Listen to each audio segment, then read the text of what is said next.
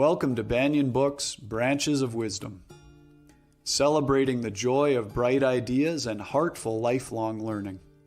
Branches of Wisdom is a series of intimate conversations with the world's most influential authors and visionaries. We explore spirituality and the human mind, ecology and culture. Most episodes are recorded with a live audience. You can join our live events and submit questions to your favorite guests. Check out our upcoming schedule at banyan.com. Since 1970, Banyan Books has been a rich oasis at the crossroads of wisdom and philosophy, offering resources for humanity's evolving paths. We're a locally owned, independent bookstore in the heart of Vancouver's Kitsilano neighborhood. Visit us in person or shop online at banyan.com. Please subscribe, follow, like, and leave your reviews for the podcast. And now, enjoy.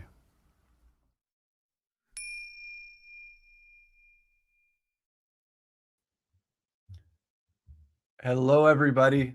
Welcome to Branches of Wisdom. I'm your host, Ross McKeechee. And it's a real honor anytime we get to speak with Stephen Jenkinson. He's our honored guest today. Before we meet him, I'd like to let everybody know that although we have people joining us all over the world for these live streaming podcasts and event series, the physical location of Banyan Books and Sound is on the traditional and unceded territories of the Coast Salish peoples, including the Musqueam, Squamish, and Tsleil-Waututh nations. Also, most of Banyan's podcasts and event series are free, and we welcome your donations to keep these programs accessible for all. Just go ahead and click on the PayPal link in the show description below. Also, towards the end of our conversation today, you, our live audience, get to submit your questions for Stephen Jenkinson. So type them into the YouTube chat anytime throughout the interview, and we're going to get to as many of those as we can. I think most people here will already know who Stephen Jenkinson is. He's a cultural worker, a teacher, author, and farmer. He teaches internationally and is the creator and principal instructor of the Orphan Wisdom School, which was founded in 2010. He has master's degrees from Harvard University in theology and from the University of Toronto in social work, and he's the author of several books, including Come of Age, the award-winning Die Wise, Money in the Soul's Desires, and Reckoning, which was with Kimberly Ann Johnson. Also, since 2017, with his musical partner Gregory Hoskins, Stephen has toured the Nights of Grief and Mystery Tour internationally, and I've seen that, and it was a very moving event. Today, Stephen Jenkinson is here with Banyan Books in conversation about his latest book, which is Matrimony, Ritual, Culture, and the Heart's Work. In an age of sham, rites of passage, and glittering self-congratulation dressed up as ceremony, in a time when sovereignty's the prize and autonomy the moral code, Jenkinson implores us to reclaim the true purpose of matrimony and ritual. Through witty stories, insightful history, and meditative questions, Matrimony invites readers to contemplate the significance of matrimony, ceremony, and cultural articulation, and how to redeem them for future generations. I have to say, you guys, just like all of his work, this book is powerful and deeply moving. If you want to learn more about his work, you can visit orphanwisdom.com. And when you go there, you'll find there's a tab at the top called the Scriptorium, which is a soon to be released online library with all of Stephen's works. So you can check that out. That is going to be opened up, released September 15th, 2025. Ladies and gentlemen, let's welcome Mr. Stephen Jenkinson. Hello, Ross. How you doing? Hi, Stephen. Hi there. It's very good to see you. Thank you for being here. It's a pleasure, and thanks for pulling all this together. I thought I just wanted to open by saying to you, Stephen, but you're the death guy. What are you doing writing about matrimony? Well, I've been the death guy.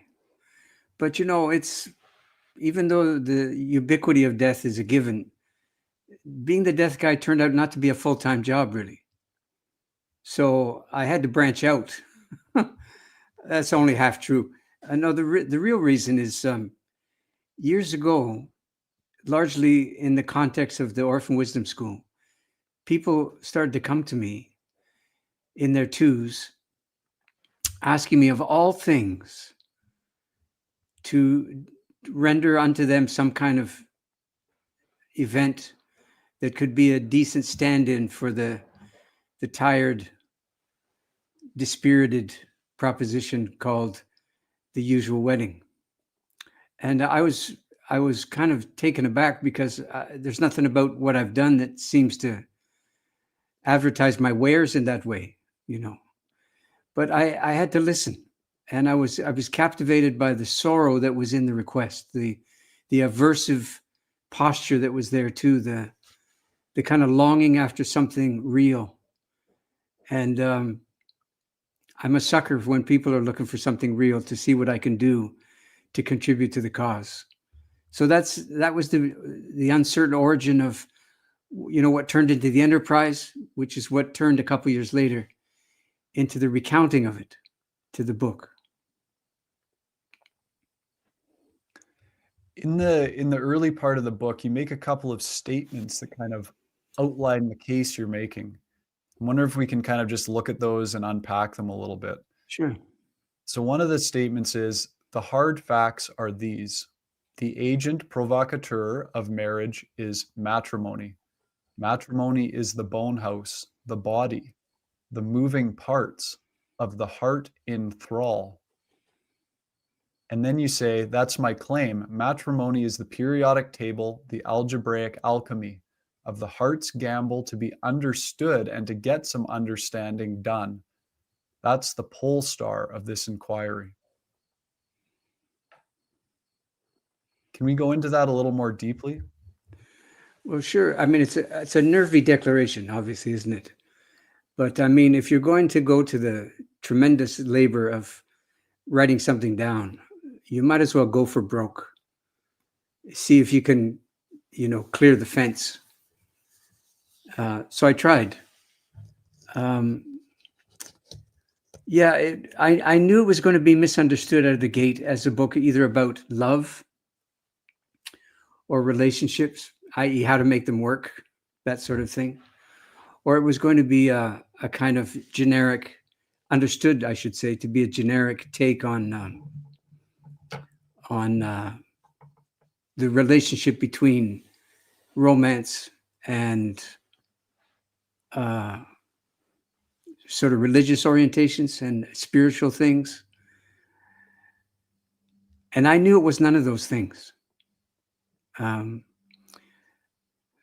knew from my own experience with the matter, and I knew from the undertakings that we had done over the years, that the work is a translating work, not an affirming one.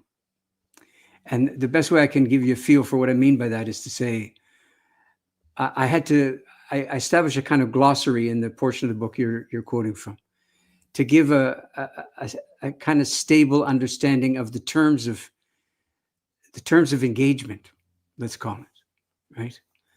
And I mean, I didn't invent the phrase "the holy state of matrimony," but it's a heady phrase, and I'm not sure most people who've angled in that direction really understood themselves to be in some kind of sanctum sanctorum, some precinct.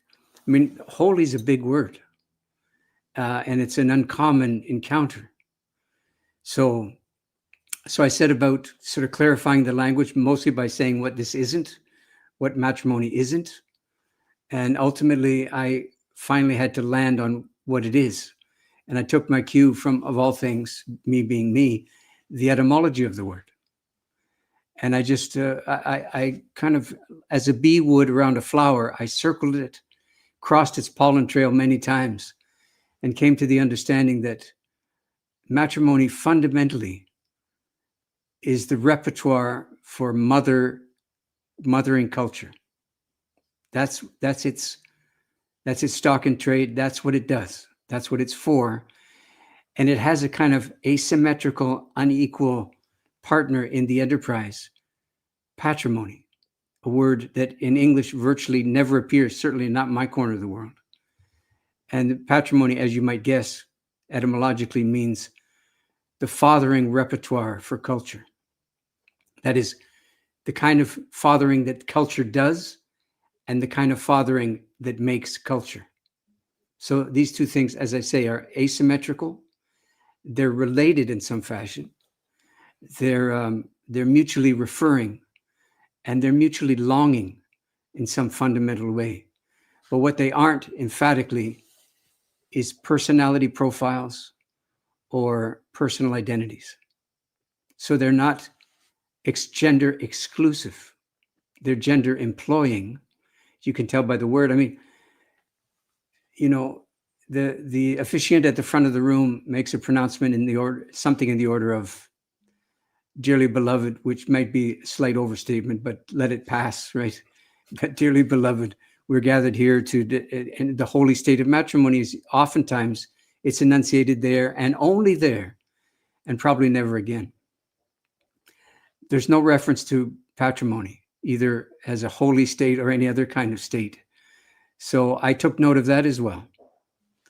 And finally, in order to sort of prep myself to be some kind of legitimate or at least decent translator of these matters on the hoof in the ceremony proper, I took it upon myself to just pay very close attention to the rudiments, to the shards of what I've come to call old order matrimony as they happenstantially exist among us today.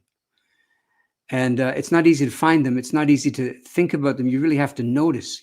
You have to ask why these things for us connote, quote, a real wedding, like the seating arrangement, like the aisle up the middle, like somebody leading somebody up the aisle and then giving someone away, like confetti or rice, like the two people at the front of the room, everyone facing in their direction, like the officiant or the master of ceremonies at the front.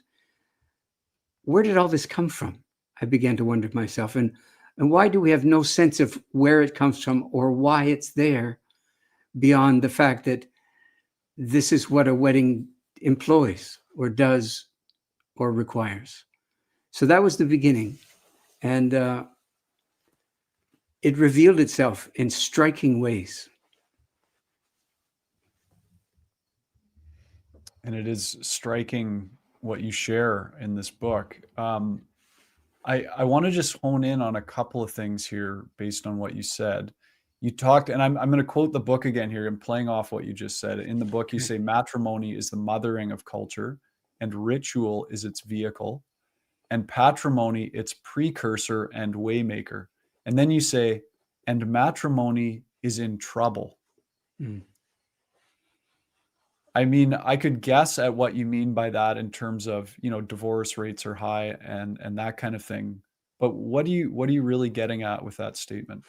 If I meant divorces and things of that kind, I would have said marriage is in trouble. Right. But I emphatically said matrimony is in trouble. What do I mean by that? Before we get to the patrimony question. Well, I mean, I think the sort of painful heart of the dilemma might come down to this. You receive an invitation to a friend's wedding. No matter how you feel about the friend, the invitation proper tends to be a kind of generic event. And it invites you typically to something like the celebration of love between so-and-so and so-and-so. And I don't know anybody who's troubled by that, myself accepted. But I find ways to be agitated about things that I should obviously get easier work. But for the time being, this is what does happen from time to time. And I thought to myself, is that what it is? I mean, let's ask a dumb, simple question. Is something supposed to happen at this event? Is something supposed to be called into being that is not yet so? Is something supposed to be fundamentally, rigorously undone such that something else may come to be among us? Is that it? Does anybody go to a wedding to see the world changed and to undertake some kind of change thereby? That's what I wondered. And I myself do go to weddings to change the world. So I found that the invitation stymied being able to think that way about the event. And here's why. If you're invited to a celebration of love, it's a wonderful thing. And don't get me wrong. I mean, the world could use more of it, clearly. But you don't need a ritual to celebrate love. You need a party. And I assume that something in the order of 9/10 of these things devolve rapidly and preferably into party mode, right? Okay, so what you're invited to is to affirm and to high five something that already exists, called the intensity of the feelings between two people.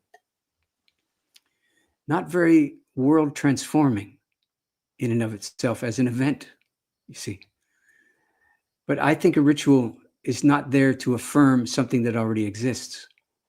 I think that's what daily life's for. I think rituals are there to call into serious question what persists among us, and to ask whether or not something might be done, and to invite very unlikely accomplices in the work of undoing those bits of the usual thing that are clearly not working to our benefit or the benefit of the world.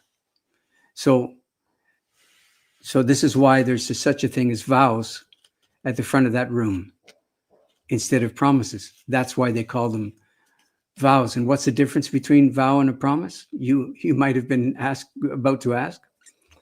Well, as near as I can tell, a promise is a kind of allegation you're making about the likelihoods of the near future or the midterm future. In other words, when you're promising something, you need the future there to engage the promise that you're making and to be the staging area for the promise cashing out or otherwise. So then imagine this. Imagine that you're at a wedding, not yours. That would be too much. But imagine you're at a wedding and you can overhear what's going on at the front of the room. And the celebrant is saying something in the order of, do you agree to do this? Do you propose to do that? Do you, so on. Whether it be the standard vows or the self-penned vows, typically there's this kind of throwdown of sorts, where you're obliged to make some kind of declaration. And in place of the usual I do, can you imagine the person at the front of the room saying something in the order of, I've been thinking about this long and hard, actually. And it's caused me to wonder. And one of the things that's occurred to me, just since we're being honest with each other here now, that what you're asking me to do and to swear by and to sign my name upon and so on, just now, I've never done the likes of this thing in my life. And you're asking me to, categorically and with no conditions whatsoever, just sign, if you will, on the dotted line. It's a little extreme. It's a little rash. So could we say this instead? Just to be kind and to be full disclosure, I'll do my best. I mean to do my best. I'm going to try. I mean, we all know that the daily grind is hard on doing your best. But give me, let's say 3 to 5 years, and I'll see what I can do apropos of what you're asking me to say yes to now. Can you picture that ever happening? Can you picture people going, well, finally, somebody's telling the truth? I don't. I mean, the special day status just collapses, doesn't it? Like a bad suit, doesn't it? It's gone without a trace.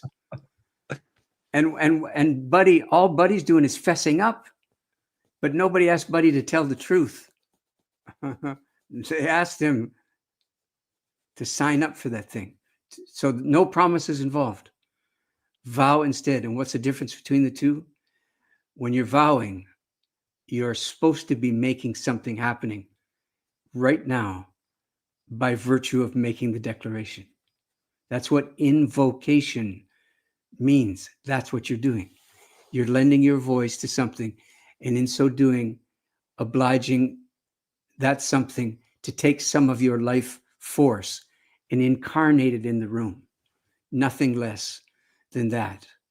So if you're invited to a celebration of love, nothing of the kind transpires, because there's no if, there's no maybe, it can't possibly go sideways, because it's affirming something that already exists. And in a ritual, it doesn't exist yet.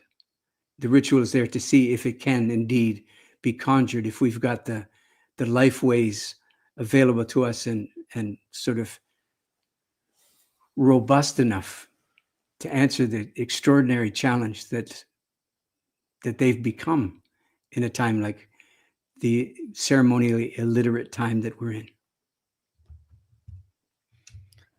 I'll just quickly remind, if you joined us a bit late, we're going to get to questions from the audience that you have for Stephen Jenkinson. So just type them into the chat there on YouTube, and we'll get to those towards the end of our conversation here.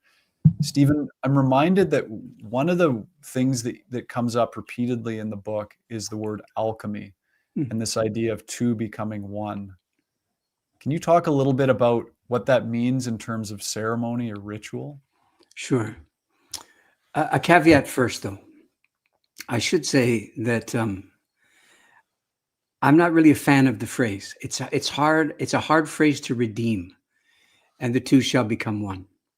There's just an inference of sort of what would you call it? Boundary collapse and the softening of the edges, and a kind of folie à deux, as they say in French. Kind of madness of two.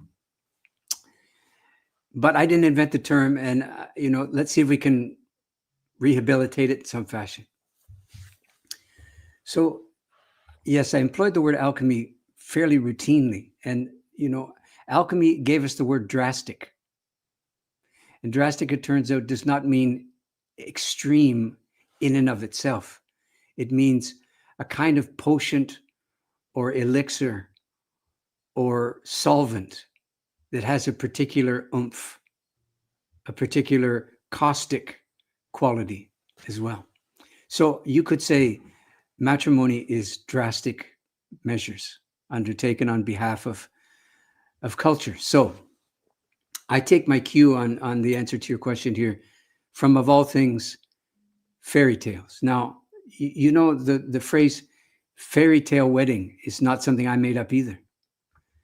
And you wonder if anybody who uses the term has ever read a fairy tale in their lives.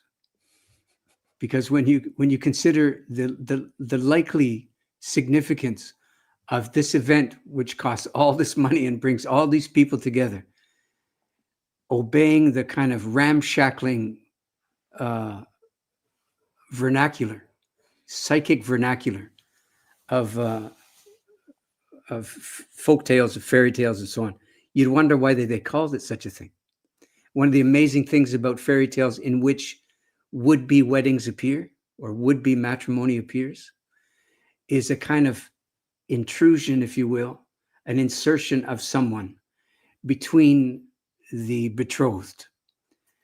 And this someone has the clear mandate to cool off the wild intensity that's rising between these two people, enough such that some of the immediate world, the environs around, can be nourished kind of indirectly by obliging at least one of these people to go on some kind of search or quest, or to obtain some kind of, who knows why they need that kind of stuff. But I mean, this is what the tales are all about. And they send the people off, or the person off, and off they go. And it's clearly a pilgrimage of sorts.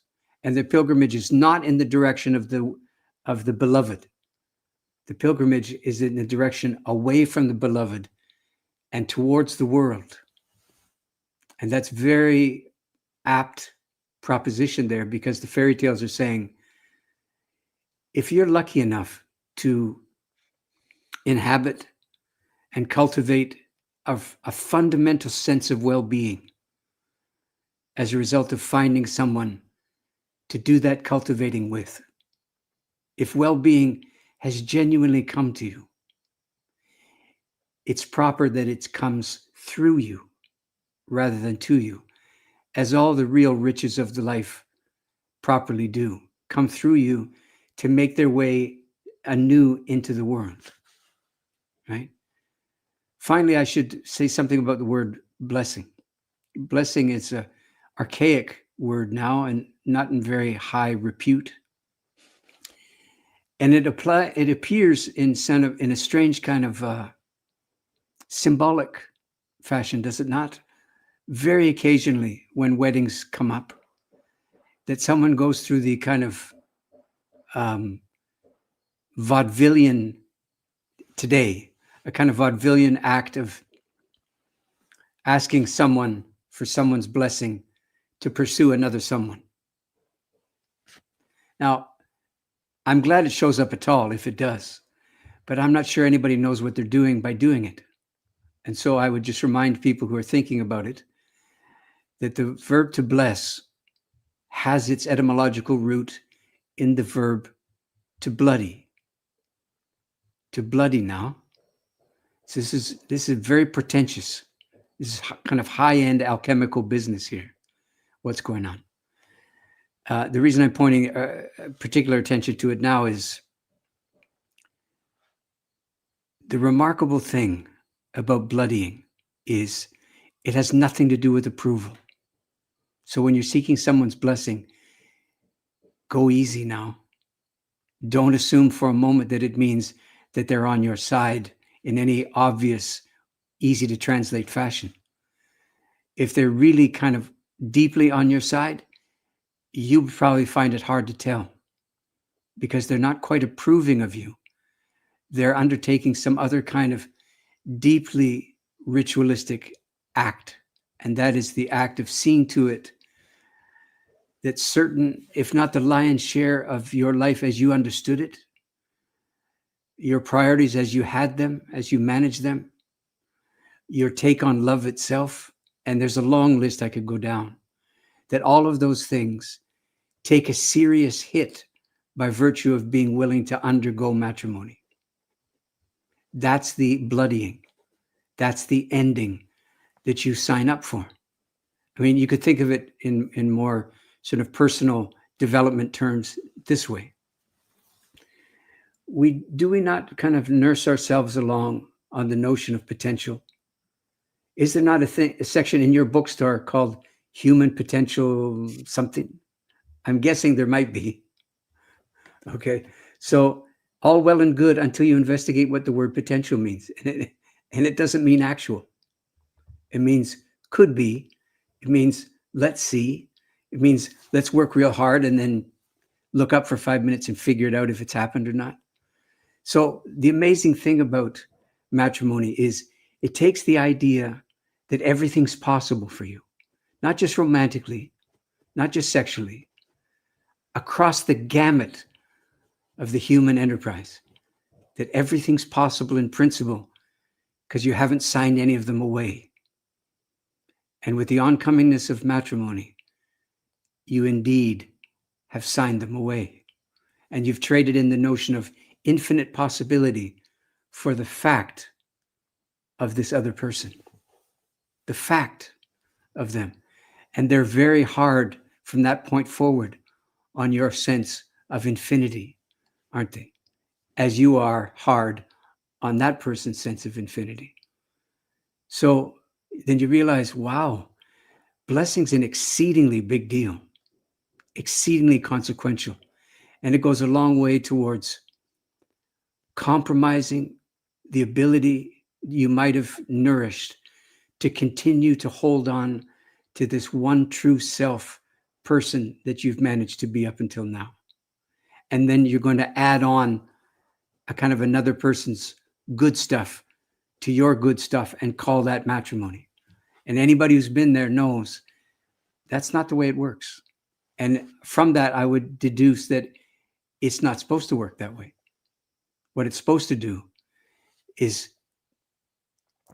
how should I put this? To compromise the intensity that rises in a kind of narcoleptic fashion between two people betrothed and besotted with each other, and oblige it to leak out the sides of the chamber.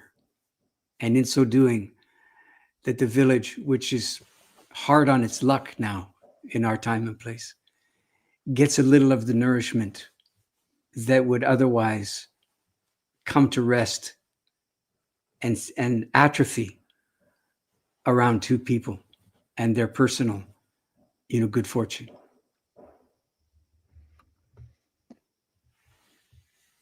There's something you talk about in the book where I'm going to quote you here. You say, estrangement from the world and the unraveling of village-mindedness put acute pressure on romance and union to soothe the separation.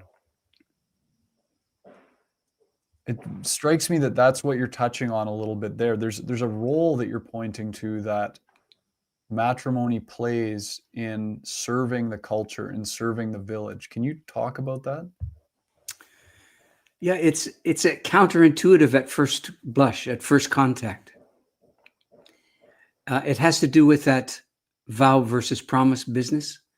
It has to do with you're not there to affirm something, you're there to conjure something.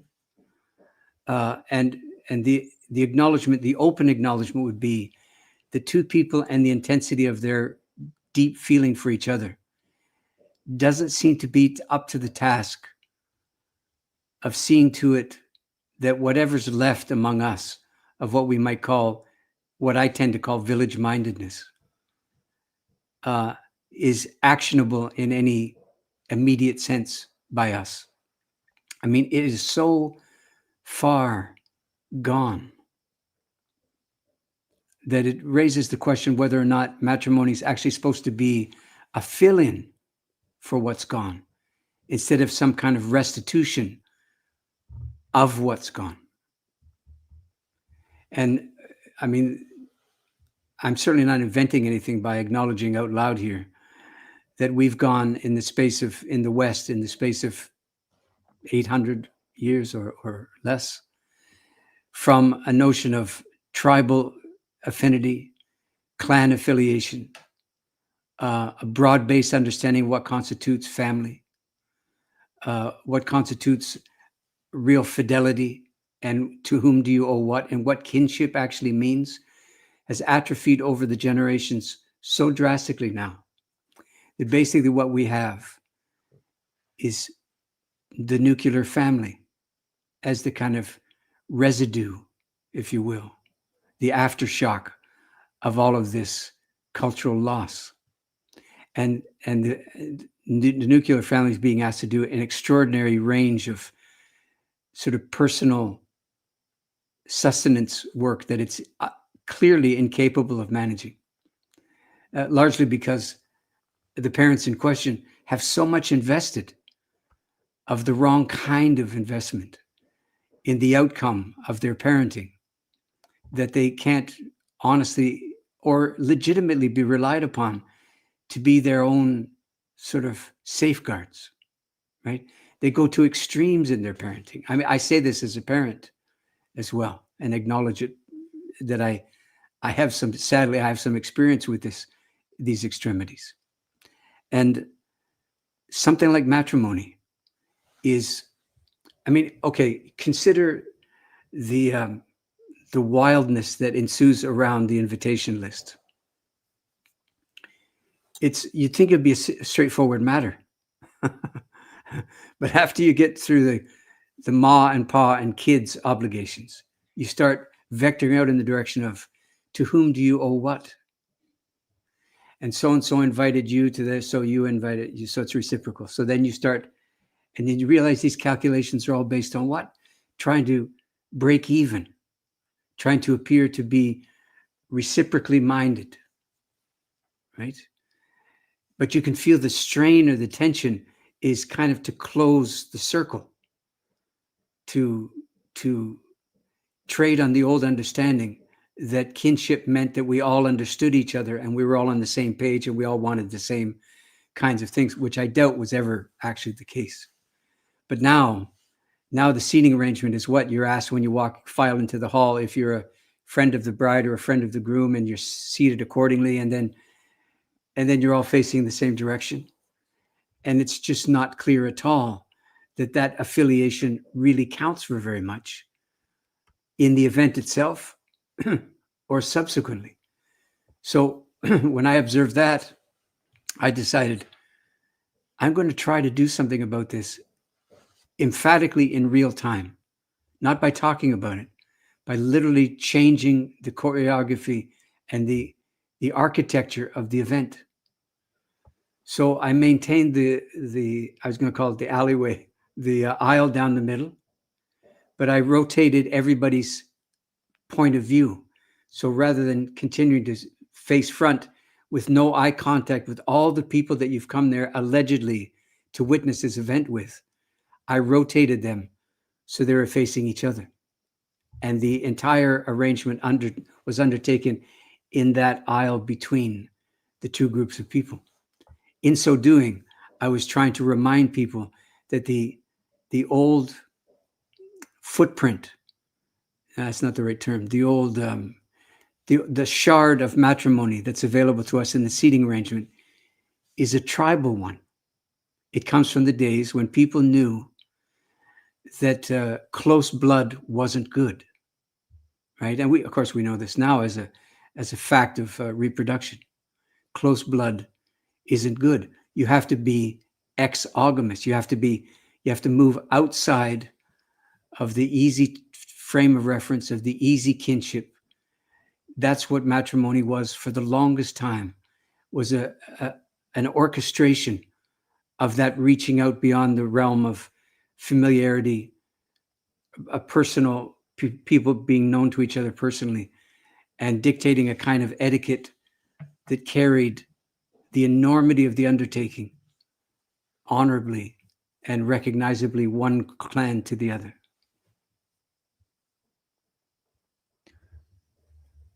We have a lot of really good questions coming in, Stephen. I want to just circle back to the question around patrimony before we get to some audience questions. Okay.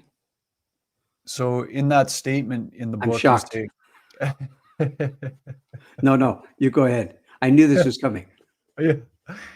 Matrimony is the mothering of culture, and ritual is its vehicle, and patrimony its precursor and waymaker.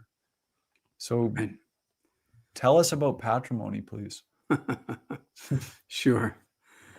Yeah. Well, first of all, it's important to point out that the word virtually never appears in the matrimonial event, like never appears.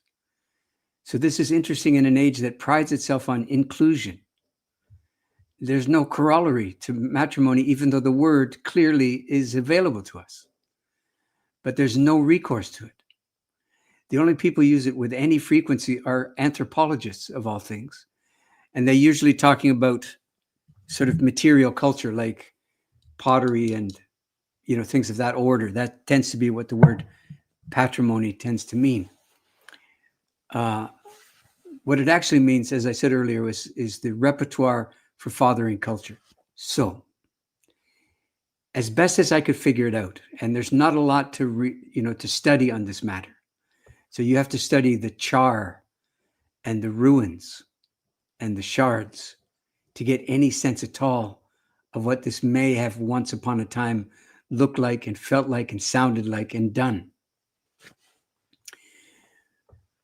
So the word matrimony does not mean bride, does not mean woman, means mother. And it's clear in the way that it's been used over the centuries that it doesn't refer to human reproduction overly. It includes human reproduction. But human reproduction in and of itself doesn't forward culture. It just adds to the guest list, if you will, but it doesn't add to the repertoire to the etiquette, to the radical hospitality etiquette that matrimony asks of us. So my best reckoning on the thing, I'm going to have to say this very quickly. It's a vast proposition here, so forgive me for it seeming to be simplified because there's a lot of subtlety. But the notion is that the human reproductive system, the mammalian reproductive system actually, is remarkably sensitive. I mean, remarkably sensitive to the point where you'd have to call this wisdom in chemical form. Remarkably sensitive to the circumstances, to the prevailing winds and weather and psychic weather and so on of the time and place where reproduction is being proposed or imagined or yearned after or strived for. And there, many's the time in human history it's been that the human reproduction system refused to go the route because the circumstances were deeply unpromising or worse, were trepidatious, were trauma-inducing, were anxiety-producing, and all the rest. Okay. So matrimony calculates the likeliness of not only the survival of the would-be child, but calculates the likelihood of the survival of the would-be mother at the same time. And not just the metabolic survival, but the psychic survival as well. So you can feel the cultural spillover here, that we're not just talking about biology. In fact, we're not mostly talking about biology, but we're employing biology as one of the aids and accomplices of this wisdom I'm referring to now. Okay. So the human reproductive system holds out for a better day. And now you've guessed what patrimony is for.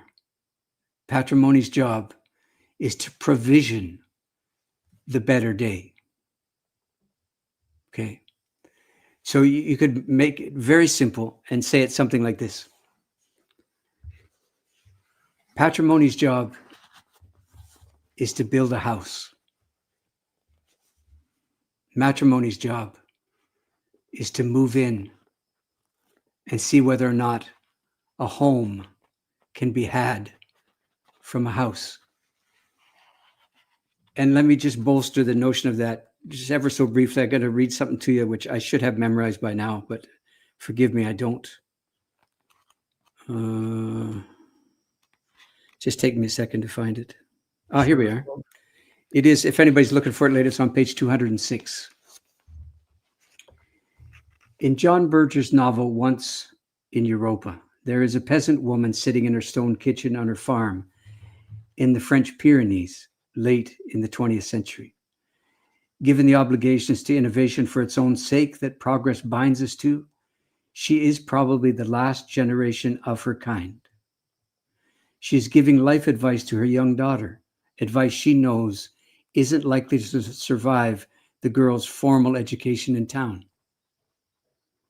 It is matrimonial wisdom, tradition bound, and life affirmed, trained upon patrimony. She says, I will tell you which men deserve our respect. Men who give themselves to hard labor so that those close to them can eat. Men who are generous with everything they own. And men who spend their lives looking for God. And the rest are pig shit, she says. Now, that's a little severe at the end. I'm not sure that we needed the pig shit reference, but okay. But this is remarkable to me. It's such a stilling proposition that it is in the calculus of matrimony to understand patrimony so deeply well and to employ it and to plead for all of its goodness to be spilled. And those three areas are not a bad beginning. Generosity, hard labor, and questing after the divine. That's not a bad, what would you call it, job description of patrimony.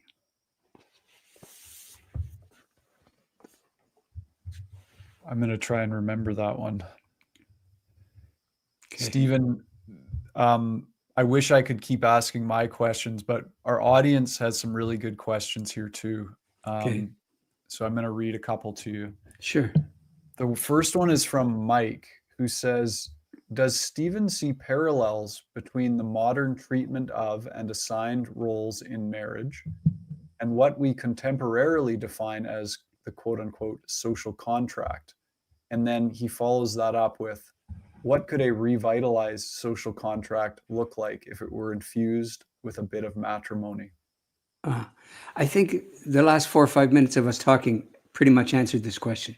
I mean, Okay. there's lots more to say, obviously, but in terms of the focus of the question proper, without getting into Rousseau and you know, late medieval French philosophy and so on, we could say that I think look, matrimony is not a finger wagging corrective. Okay. Matrimony is a kind of plea that's kind of rising, if you will, from the unconsidered among us, not the unconsidered people so much as the unwillingness to consider that even our capacity to fall in love is for something. It's not for its own sake.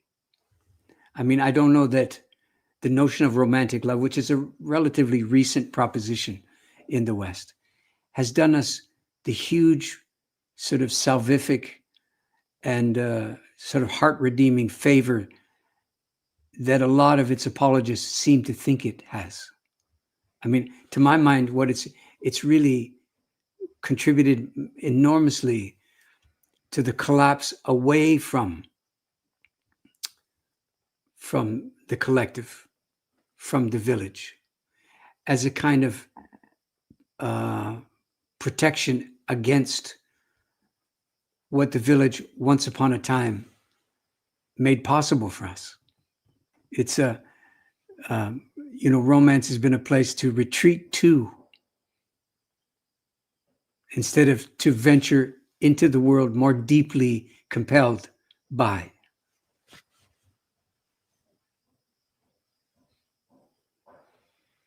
That's what I got, Mike, for the moment. Wow. Okay, thank you. And there's one here from Ailish, who says, I'm not entirely sure I believe in one person for each person for a whole lifetime. How does one honestly approach matrimony still with doubts and the presence of the risk that it might all fall apart? Right. That's good. The presence of the risk.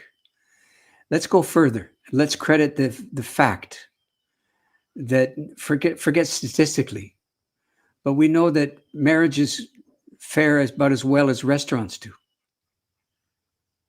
I mean, they have a noisy beginning, and the likelihood of them being there even 3 years down the road is questionable. Okay, so why? Well, first of all, we tend to go to the hardware store for bread in matters of the heart, do we not? But what do you mean by that? I mean that we mistake another person and their willingness simply to say yes to us as a reason to live, that we can draw down life lessons from, and all we need to do is remember it on occasion, and on occasion to obey, and then it'll just roll. But of course, anybody who's been around for a while knows there's this matter of change, you see. So think of in my corner of the world, there was a legal requirement during the course of the matrimonial event that somebody had to say something in the order of, if anyone here knows a reason why this should not proceed, speak now or forever hold your peace. What's going on there? And the answer is, once upon a time, old order matrimony understood that it wasn't a fail-safe proposition. That's not what it was for. What it was for largely, I mean, you're not going to hear this coming.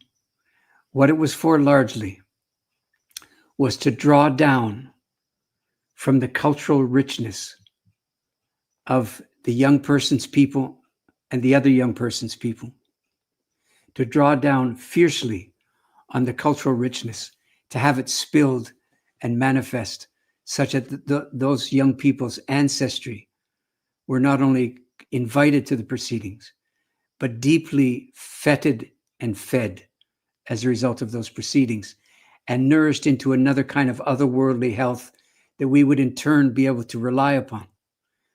Now, if you just think of that in terms of family lines, it doesn't sound very mutually sustaining, because it isn't. But if you understood that matrimony is a weaving, not a side-by-side proposition, it's an actual weaving biochemically, metabolically, procreationally, spiritually, and the rest. That's what it was for. It was to conjure a kind of sort of a cultural richness that hadn't quite happened yet. And it was given a place to happen. And it was nourished and treated accordingly. And there's a whole chunk of the book about what the mechanics of doing that are, which I called radical hospitality, which I understood to be derived in its origins, going back like a long time now, in its origins from the sacraments of trade, of all things. We probably don't have time for this, but very briefly, the sacraments of trade. By that, I mean, I'm not talking about commerce. I'm not talking about the circumstance in which how little do you have to pay to get as much as you're after. The sacraments of trade are principally an understanding that the items, the articles between you that are in the act of changing hands carry a kind of cultural patrimony, which is asking to be recognized and understood between the trading partners. So what they're doing is trading in the willingness to recognize the cultural depth of the other guy. And so the sort of soul etiquette of trade in that regard is sacramental and fundamentally life affirming and not commercial at all. And you can recognize the instincts to proceed that way very subtly in what's left of the matrimonial event now, with respect to, feeding the out-of-town people the night before. And it's not very explicit any longer, but with a little examination and, I don't know, the appearance of a book or two on the subject, maybe there's some restoration that's more than a little possible. And, even though I ran into tremendous resistance in trying to do these things, I'm absolutely a believer that they can be done.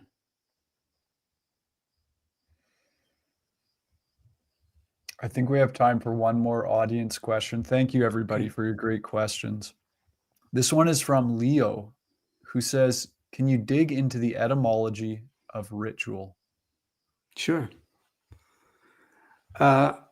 It's the same root as rhythm, the same word as arithmetic or arithmetic. So a ritual,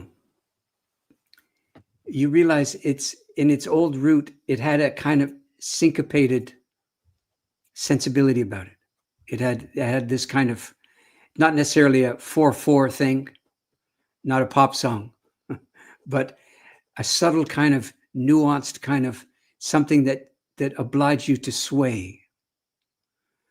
Okay. In the case of ritual, what you're doing is you're tracking the sway of the divine, the cadence of the divine in the world. A ritual is tracking how the divine sways through your little life. Not too bad.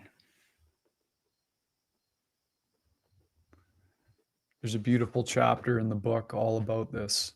And I encourage everybody to read this book. I really have to say, Stephen, especially the final chapter, The Bone House of Love, where you're describing the process over a year. The ritual begins a year when these people came and asked you to do a wedding for them, to lead the ceremony.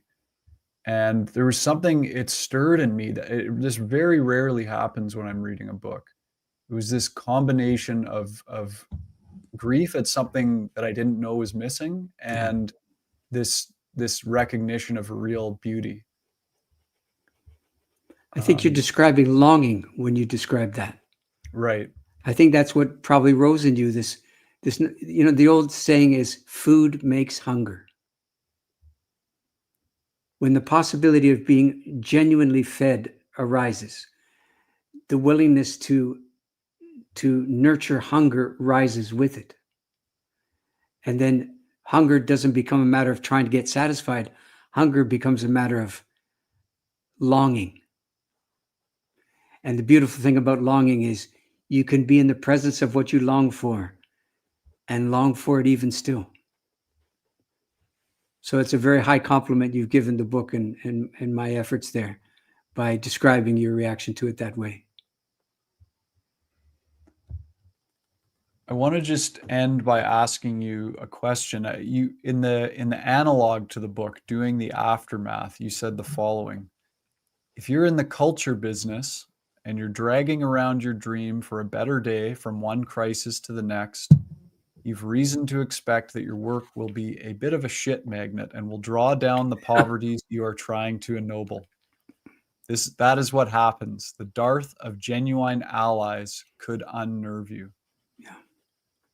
You've been in the death business, the ritual business, the culture making business for a long time now. And I'm just curious to know at this point, how do you feel about the way things are looking in our society here in the Western world? Yeah. Well, it doesn't look good. But look, if things were better, we'd have to find something else to do, because the betterment would be its own reward, right? Its own employment. But as things stand, most things are getting worse. That's true. I, for example, could not believe the degree of pushback that ensued from trying to do a real wedding. I was shocked initially. And then I was brought to an understand. I was reminded that in circumstances that you think are made to bring out the best in people, your calculation's off. What generally happens is these peak experiences tend to bring out the rest of people.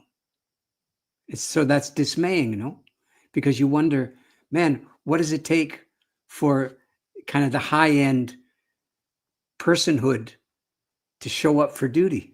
And the answer is, it does. It does, but it doesn't often look as sort of bleached clean and highly promising as we hope it would. So in a terrible time, in a time of deepening trouble, it's clear that we have an obligation to go to work without the promise of getting paid. So all the feelings that you require of encouragement and reasonable expectation of return and all. I mean, I've been at this a while, as you were kind enough to point out. It doesn't work that way now.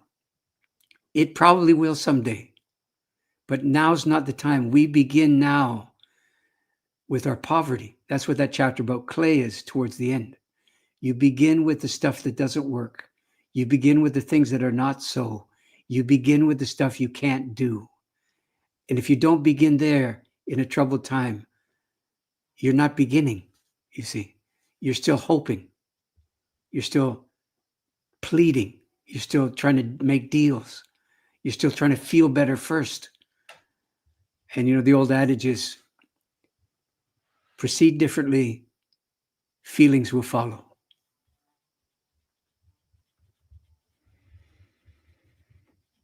Finally, Stephen, I joined in about a year and a half ago when you made a public announcement that you had been diagnosed with Parkinson's disease. And Natalie, your wife, mentioned to me that you've worked on a book on your experience with that. Can you just tell us a little bit about that? Well, it's finished. It was, oh man, this is a big thing to end with. So I don't think I can do it a real justice, but the gist of it was, I was wondering, I mean, I would wake up every morning wondering if I'm the same person who went to sleep, because the degeneration is progressive, the ironic sense of the term, but there it is. And so you wonder how much of you is still there, and whether that's the best increment of survival, and whether survival is even called for. Anyway, what does a writing person do in a circumstance where they're trying to track their own mind and its capacity? And the answer is, you take up the tool of the trade, as I did again, and you take a book like this, except it was green, one of these things, and you fill it, and you give yourself the obligation. You start on the day of the diagnosis, and you slip past the diary proposition very quickly, and you slip past the memoir thing very quickly. And then you're seeing if you can stay, if you can find sanity, if you can find reasons, and you write yourself towards that, one day, one ramshackle entry at a time, for a year to the day of the diagnosis. And the book's coming out in late spring. I don't know the title of it yet, but it's the first time I've gone the route of autobiography. And we'll see if I did a good job. But between you and me, it's some of the most compelling stuff that ever happened at the end of a pen nib that I've been in on. So maybe, I mean, if we're spared in some fashion, this time next year, we could have a go on that one too. I would love that very much. Me too. Folks, we've had the great privilege today of being in conversation with Stephen Jenkinson. His new book is called Matrimony, Ritual, Culture, and the Heart's Work. Of course, you want to support independent bookstores, you can get it at banyan.com or find it at an independent bookstore, please. Jacob, our amazing producer and events coordinator, is going to be posting a link in the chat right now. There's a video that was done about Stephen in this book, a short video made by Jackson Kroof. So you can check out that link if you want to watch that video. Thanks to our amazing Banyan community, and Stephen, thank you. Ross, thank you too, man. You're clearly good people, as we say.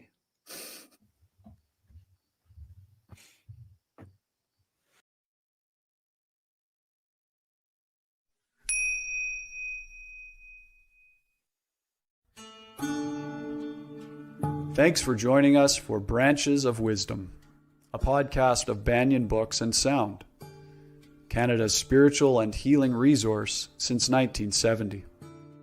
Our podcast producer is Jacob Steele, and I'm your host, Ross McKeechee. Watch all our conversations on YouTube by searching for Banyan Books, or listen on your favorite podcast platform. Please subscribe, follow, like, and leave your reviews and comments. We love to hear from you. For all our live events, books, and more, visit us at banyan.com.